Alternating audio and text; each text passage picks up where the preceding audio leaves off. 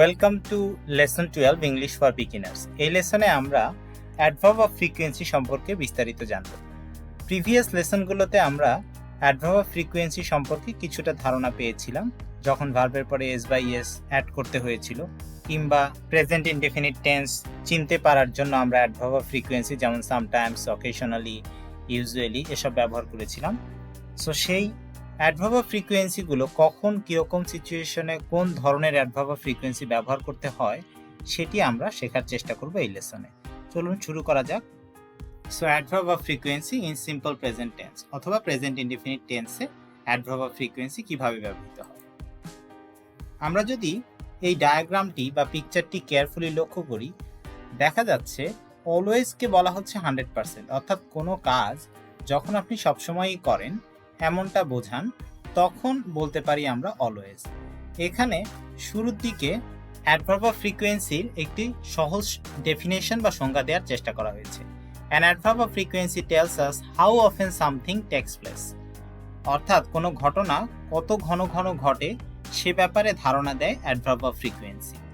যেমন ধরুন অলওয়েজ, এখানে একটা পার্সেন্টেজ ব্যবহার করা হয়েছে 100%। এখানে আমাদের মনে রাখতে হবে বিষয়গুলো যেহেতু গ্রামার এবং ল্যাঙ্গুয়েজের সাথে জড়িত, এখানে এই পার্সেন্টেজটা আসলে একদম অ্যাকিউরেট কোনো পার্সেন্টেজ না, এটি শুধুমাত্র একটি ধারণা দেওয়ার জন্য ব্যবহৃত হয়েছে যে ঘটনাটি কত ঘন ঘন ঘটে।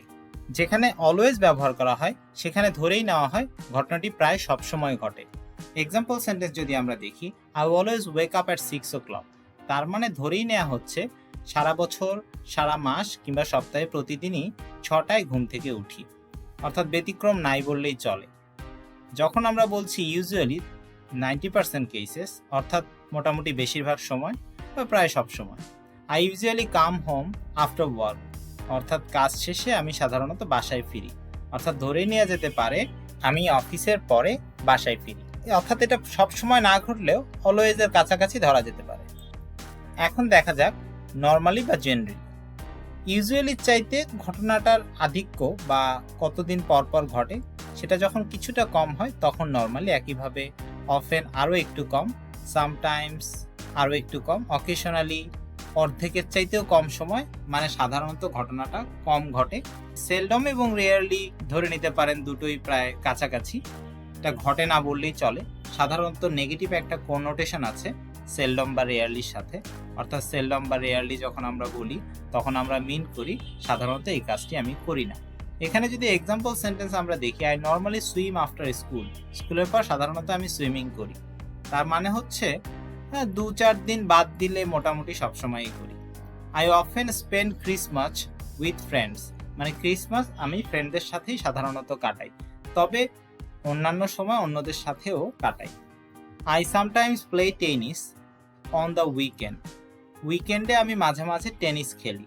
এখন প্রশ্ন হচ্ছে এটি কখনো কখনো খেলি, কখনো কখনো খেলি না। অকেশনালি কিছুটা রেয়ার হয়ে যায় যেটা আমি বলছিলাম, তবে এটা নেগেটিভ না। বাট যখন আমরা সেলডম বা রেয়ারলি ব্যবহার করি, এটা দিয়ে সাধারণত নেগেটিভ মিনিং দেওয়ার চেষ্টা করি, অর্থাৎ সাধারণত আমি কাজটা করি না এটা মিন করার জন্য। আর নেভার মানে আমরা সবাই জানি যেটা কখনোই হয় না। সো এখানে এক্সাম্পল সেন্টেন্সগুলো যদি আপনারা কেয়ারফুলি লক্ষ্য করেন তাহলে সে অনুযায়ী আপনাদের অর্থ ঠিক রেখে সিম্পল প্রেজেন্ট টেন্সে এই অ্যাডভার্ব অফ ফ্রিকোয়েন্সিগুলো ব্যবহার করে আপনি সেন্টেন্স তৈরি করতে পারেন। এরপর আমরা দেখব অ্যাডভার্ব অফ ফ্রিকোয়েন্সি আরও কিভাবে আসতে পারে সেন্টেন্স।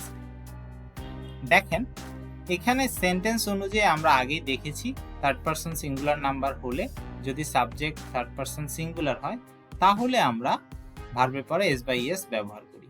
যদি থার্ড পারসন প্লুরাল হয় সেক্ষেত্রে আমরা এস বাই এস ভার্বের পরে ব্যবহার করি না। যদি লক্ষ্য করা যায় মার্ক অ্যান্ড জেন তারা প্রত্যেকেই থার্ড পারসন আলাদা আলাদা করে সিঙ্গুলার, তবে মার্ক অ্যান্ড জেন দুটো মিলে যখন প্লুরাল তখন এই প্লুরাল ফর্মের কারণে ভার্বের পরে এস বাই এস হবে না, অর্থাৎ Mark and Jane always sing well.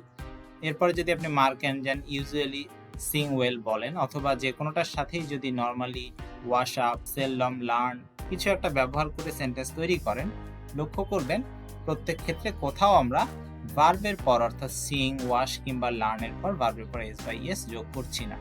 Same ঘটনা ঘটবে উই, দে, ইউ কিংবা আই এর ক্ষেত্রে, এরা কেউই থার্ড পারসন সিঙ্গুলার নাম্বার না। দে যদিও থার্ড পারসন তবে plural number, we first person plural, you second person singular এবং প্লুরাল দুটোই হতে পারে, থার্ড পারসন না, আই হচ্ছে ফার্স্ট পারসন সিঙ্গুলার। সো এদের কারোর জন্যই আমরা প্রেজেন্ট ইনডেফিনিট টেন্সে ভার্বের পরে এস বা ইএস যোগ করি না। এরপর যদি লক্ষ্য করি, মার্ক, সু, শি, হি, ইট এদেরকে যদি আমরা সাবজেক্ট হিসেবে নেই, তাহলে প্রত্যেক ক্ষেত্রে আমাদের মাথায় রাখতে হবে অ্যাডভার্ব অফ ফ্রিকোয়েন্সি ব্যবহার করার পর যখন আমরা সেন্টেন্সে ভার্ব ব্যবহার করব, তখন আমরা ভার্বের পরে এস বা ইএস যুক্ত করব। এস বা ইএস যুক্ত করার ক্ষেত্রে যে ধরনের নিয়ম ফলো করতে হয় সেটি আমরা প্রিভিয়াস লেসনে শিখেছি। আপনারা যদি আগের লেসনগুলো আরেকবার রিভিশন দেন, তাহলে হয়তো এই এস বা ইএস যুক্ত করার নিয়ম, কখনো নাউনের পরে এস বা ইএস যোগ করি আমরা প্লুরাল করার জন্য, আর ভার্বের পরে এস বা ইএস যুক্ত করি যখন সেন্টেন্সটি প্রেজেন্ট সিম্পল টেন্স বা প্রেজেন্ট ইনডেফিনিট টেন্স এবং সাবজেক্ট থার্ড পারসন সিঙ্গুলার। সেক্ষেত্রে প্রেজেন্ট ইনডেফিনিট টেন্স বোঝার জন্য আমরা এই অ্যাডভার্ব অফ ফ্রিকোয়েন্সিগুলোকে সাধারণত ব্যবহার করি। এবারে দেখা যাক, মার্ক দিয়ে যদি আমি সেন্টেন্স ব্যবহার করি, mark always sings well, mark সবসময় ভালো গান গায়। এরপর যদি সুদ বলি, সু সামটাইমস ওয়াশেস আপ, মাঝে মাঝে ধোয়ার কাজ বা পরিষ্কার করার কাজ সু করে। একইভাবে হি, শি কিংবা ইট ব্যবহার করে থার্ড পারসন সিঙ্গুলার নাম্বার এরা সবাই এই অ্যাডভার্ব অফ ফ্রিকোয়েন্সিদেরকে ব্যবহার করে আমরা এই ভার্বগুলো যুক্ত করতে পারি, যে ক্ষেত্রে প্রত্যেক ক্ষেত্রে আমাদের ভার্বের এস বা ইএস যোগ করতে হবে।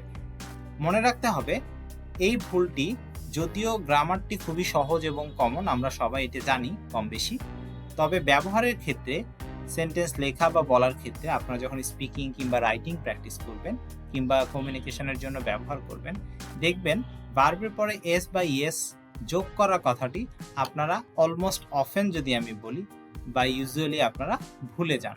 সেক্ষেত্রে আপনাদের সতর্ক থাকতে হবে, যখনই সিম্পল প্রেজেন্ট টেন্স বলছেন, সাবজেক্ট যদি থার্ড পারসন সিঙ্গুলার নাম্বার হয়, যেন ভার্বের পরে এস বা ইএস লাগাতে আমরা কেউ না ভুলি, আদারওয়াইজ গ্রামেটিক্যালি সেন্টেন্সটাকে ইনঅ্যাপ্রোপ্রিয়েট বা রং বলা যেতে পারে।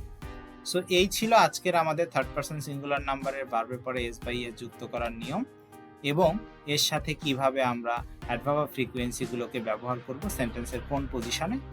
পরবর্তীতে আমরা অন্যান্য টেন্স এবং অন্যান্য সেন্টেন্স স্ট্রাকচার নিয়ে কাজ করব। So that's the end of lesson 12। Thank you very much.